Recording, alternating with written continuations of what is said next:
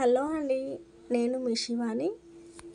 వర్షాలు ఎక్కువగా పడుతున్నాయి కదా, చాలామందికి జలుబు లాంటివి, దగ్గు అలాంటివి అవుతుంటాయి కదా. అలాంటప్పుడు ఇలా మిరియాలు సారు చేసుకొని తినండి.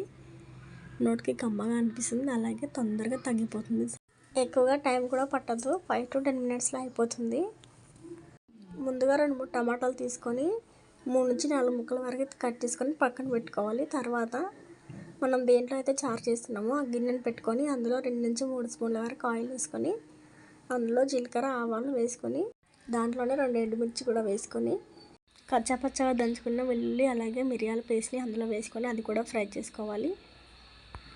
తర్వాత 1 స్పూన్ పసుపు వేసుకొని అది ఫ్రై అయిన తర్వాత అందులో మనం ఉడికించి పెట్టుకున్న టమాటో ముక్కల్ని అలా ఒకసారి కలిపేసుకొని ఆ రసం అంతా పక్కన పెట్టుకోవాలి.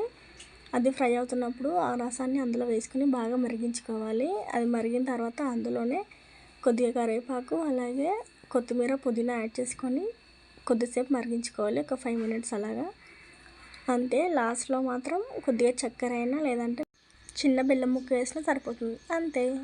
చెప్పడం మర్చిపోయాను, చారు మరిగేటప్పుడు సాల్ట్ వేసుకోవాలి.